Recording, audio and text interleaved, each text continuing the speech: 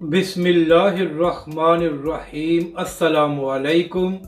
आप देख रहे हैं यूट्यूब चैनल आम सी बातें। अदालत में तहरीक लब्बैक पाकिस्तान की बड़ी कामयाबी और अल्लामा फारूक हसन के हवाले से अहम खबर, इस वीडियो में हम इसी के मुतालिक बात करेंगे। नाज़रीन कराम, आजकल अक्सर पीटीआई के लोग और वो सहाफ़ी जो पीटीआई की लाइन लेते हैं, जैसे इमरान रियाज वगैरह, वो शोर मचा रहे होते हैं कि पीटीआई के लोगों पर बिला वजह मुकदमात बनाए जा रहे हैं। हालांकि नाज़रीन कराम, हकीकत ये है कि इमरान खान की हुकूमत में इससे 100 गुना ज़्यादा मुकदमात अल्लामा साद हुसैन रिजवी और तहरीक लब्बैक के दीगर कायदीन पर बनाए गए थे।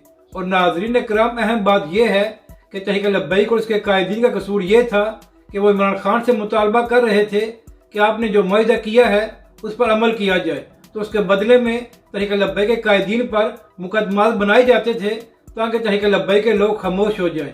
तो नाज़रीन कराम, इसी हवाले से खबर सामने आई है कि आज अल्लामा फारूक हसन कादरी साहब अपने केस के हवाले से लाहौर में दहशतगर्दी की अदालत में पेश हुए और वहाँ पर जज साहब ने अल्लामा फारूक हसन कादरी साहब को बाइज्जत बरी कर दिया है।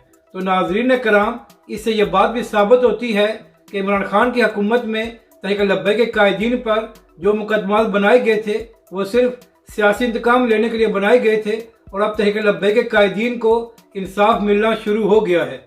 अपनी राय का ज़रूर इज़हार करें कि आपको यह वीडियो कैसी लगी और हमारे इस चैनल को भी सब्सक्राइब करें।